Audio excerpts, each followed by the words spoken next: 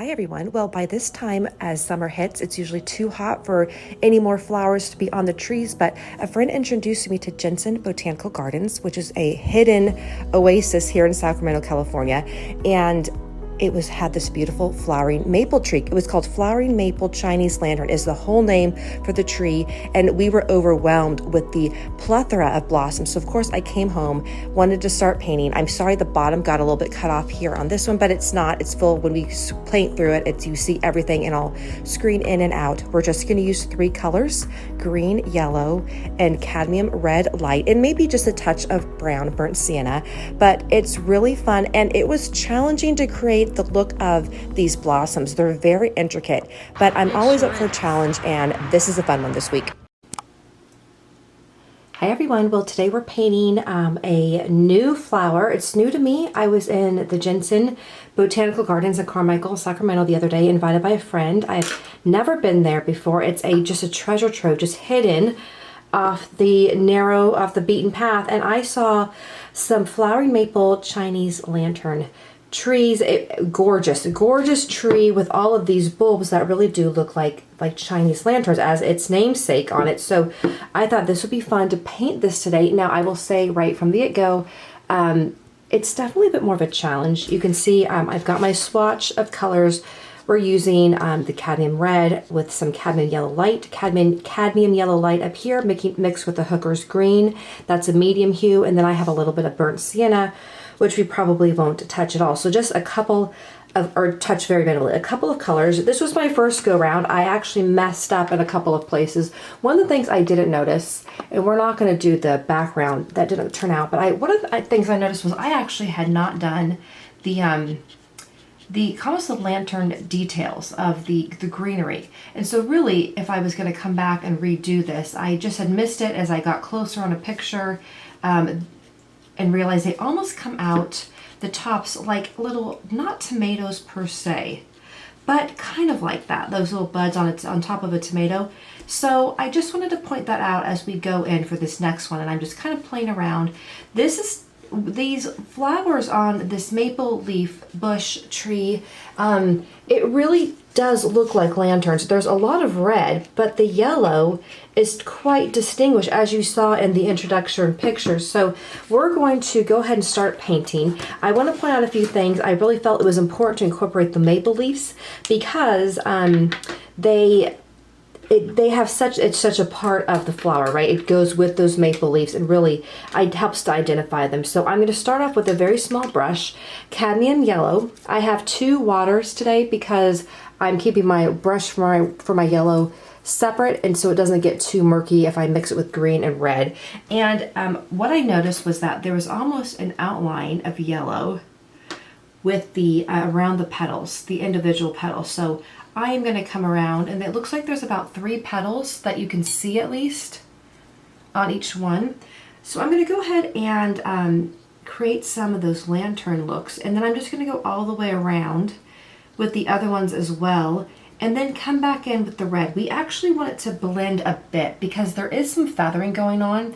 I've been playing with this. I'm not thrilled, honestly, about how it's turning out, but it's really important to challenge ourselves, right? So when I saw this beautiful tree, and I have to say, a part of its beauty is that it was just covered in these beautiful flowers. And these beautiful flowers, I've never seen anything quite like it. It is absolutely gorgeous. I'm using the non-yellow water, but I guess that's okay because we haven't exactly used any other colors yet. But anyways, there was more of these beautiful bulbs than there were of the leaves almost, and it was really interesting. That almost really added to the beauty. So I'm just going to go around here, adding in that yellow. We are going to create a bit of feathering effect. Now again, we're staying within, about 20 minutes or so, but this will probably take, more on the little bit longer of that, and we're not doing tons of detail. So I have to figure out how to keep moving fairly fast, but still hold on to those distinguishing features. I'm going to add just a little bit of yellow into my leaves here because the leaves, as the sun was shining on them, and as I can see in the pictures, I can still see that warmth in the leaves. It's a really interesting time of year because it's beginning to get pretty warm out. And so that spring color is gone, right? As far as all the really warm, luscious, exuberant colors, the exuberant greens and pinks and yellows. All of, the tulips are gone now. I think once again I somehow missed peony season. The last few years I somehow just miss it. I am going to go to the store to see if I can see any, but I have not seen any this year. So I think I missed the season. But all of those really luscious blooms have blossomed and then they've gone. And as the warm weather gets here, I find it fascinating to see what is still blooming and what is prolific. Like what has a really good tolerance for the intensity of the sun, the longer days, which means, more sunlight, which is good, but it can be really hard on flowers, right? They can only take so much. I know my mom, I talked about her painting those planting the hydrangeas. She planted them, so they have that shade, which is so essential this time of year when we start to our temperatures start to soar into the 90s. We haven't had any triple day heat days quite yet. And these Chinese lantern, this flowering maple tree, it was just in full bloom. They were starting to go onto the ground, so they were starting to drop, and I definitely saw some of them beginning to lose some of their flowers, and it was pretty impressive. This beautiful, beautiful tree. I have never seen anything quite like it. Okay, I'm going to come around here now. I'm going to go ahead. We're just doing a nice beginning layer. I'm kind of keeping it away from the edges. And then we're going to come in with our cadmium red and add in some more detail. I decided I wasn't going to do anything around this area. Instead of, as you can see over here, I did have some background color, but I just thought it seemed to take away. So and to be a bit of a distraction. And then I think I may be going into a season of doing some art journaling and using these for journaling different things. I'm kind of playing around with an idea for the next, for the summer season. This is coming out the beginning of June, so I'm kind of in that in-between. This finishing up our spring flowers and going into summer. So I've got my red now, and I'm going to make sure you can see that. And let me actually come in a little bit more, and I will back up this camera so you can see this a bit better.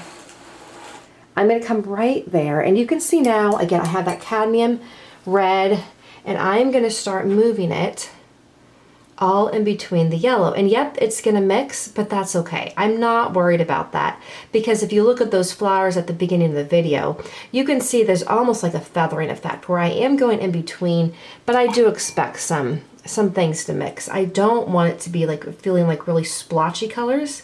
I would prefer a little bit more of a blend. So I'm coming in, and again, I'm kind of hoping that we have the essence of what this looks like, because we're moving quickly.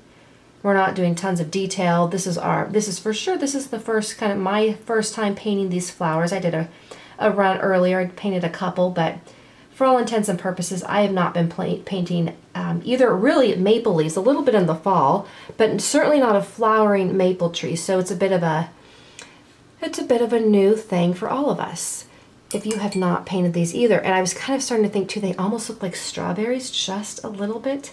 And I don't want them to look like strawberries, so keep making sure they keep their shape as much as I possibly can. I may come back into and do some sketching over them. And moving it back up, just kind of dropping that red paint in and letting it flow, flow, flow.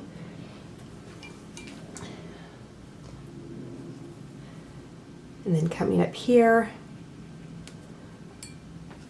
Would certainly love to hear if you have a flowering maple tree and what variety it is in your yard or in a park nearby. One of the fun things about Jensen Botanical Garden is they've just taken exquisite care of this beautiful garden. The last, many, many decades it's been around.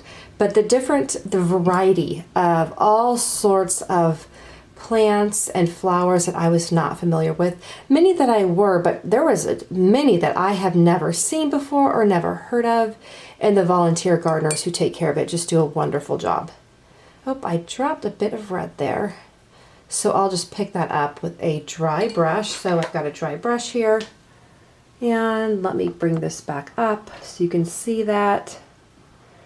I'm going to pick this up right here and pull that down.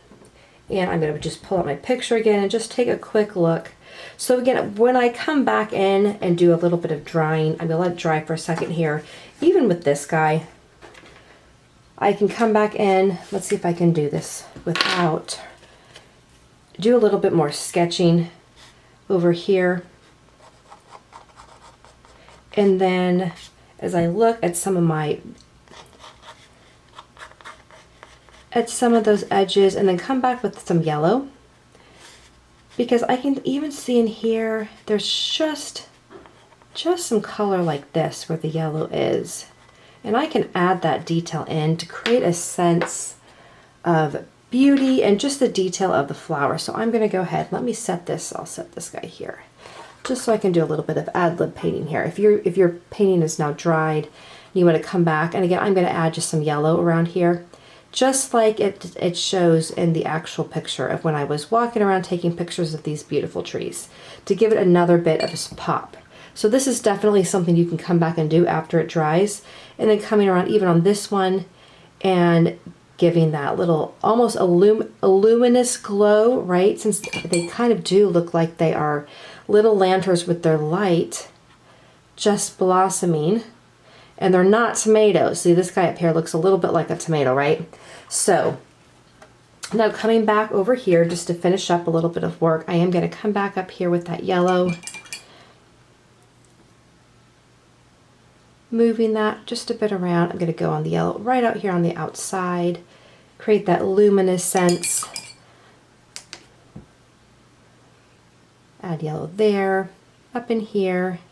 There we go. Okay, now I do want to add some little bit more detail with my branches. I'm going to put just a little bit of brown where we might have a branch coming off right down here. It is a very, very thick area that the tree was just thick with beauty of just lots of stems, lots of these flowers. I'm going to come back over here and I'm going to add just a little bit of color. And notice too with the maple leaves, they have a little bit of a jagged edge. That's one of their distinguishing features. So make sure when you come back to and add some detail, add in that detail either with your pen or even with your paint, and making sure that we are adding in that distinguishing feature of the leaves. That's really going to help make it look like a maple. I'm going to come back over here. I'm going to put well, I said just a little, but it looks like more than a little, doesn't it? So that's okay. I can kind of move this up. I can move it where the light is falling on. I can go up here and add a little bit. See how nicely everything's blending right in here too. It looks really, really nice. I'm going to come back over here and add in some of those jagged lines too. And again, you can come back and do this with your micron pen as well if you want to do a little bit more detail work with the pen. And I'm going to come and do that line down the middle. The maple leaves also have those distinguishing lines that come very noticeably down the center of each of the 5 leaves on that stem, or the 5 pointers on the leaf, however you'd like to think of it. And so this is again adding to that sense of detail and of the maple. I'm going to come back up with this guy, add a little bit of green in here. And I think too what I'll do is I'm going to take a little bit of brown and mix it with my green. Same brown that we were using for the stems. I don't want to incorporate too many colors. And where I know there's some shadowing, I'm going to just add that. Just a little bit. I know there's some shadowing on this guy. I'm just going to dab in some color here. This will help things pop out and not seem flat. We don't want a flat painting, right? We want everything to pop off. And I'm going to come back over here with some of my leaves, making sure that everyone has a stem that's attached to something. Oh, I forgot that stem. Oops. Okay, see, that's exactly what we want to look for. And then come back up, it's hiding behind the leaf, making sure that stem, this one comes up here and it was attached right to this one. Do a little bit more depth on this guy. Not the whole thing, it's not a We don't want to color it in like a coloring page. Okay, that looks really good. I'm actually pretty happy with that for just, you know, a preliminary sketch of learning a new flower. I'm pleased with that. I can let this dry now. I think I will do just a little bit of splatter. I'm actually going to take some of my yellow, mix it with the red, so it's not quite so intense, and I'm just going to a little splatter here and just around here. Rinse off the brush really, really well. Grab just some yellow, and again, a little bit of splattering, and then I'm just going to go directly into my green and do some splattering here and some splattering there. And that's a really easy way to give it a little bit more of a complete look, especially when we don't have tons of time to paint. Again, we're painting in the margins. I know if you have littles, you've got your kids at home, you may have a busy job, all sorts of things pulling at us, but here we are. We've just spent, actually it's only about 15 minutes. It takes a few minutes to sketch this, but you can create this whole thing in less than 20-25 minutes. So lovely. I hope you enjoy that. Again, let me know though too, if you have a flowery maple in your yard. I know there's lots of varieties. I would surely love to become more familiar with this flower. I'm just going to play around as we finish up here with some red just to create a pop where we had a little bit of an orange look going on. And yeah, let me know in the comments if you have a maple tree. If it's a flowery maple tree, would love to look up what kind of maple tree you have, and we may be painting more of these in the future. They are just absolutely beautiful. Between the distinguished leaves that have so much personality and the blossoms, I think this is really a fun tree to paint. All right, you guys, have an absolutely beautiful, beautiful day. I will see you very soon.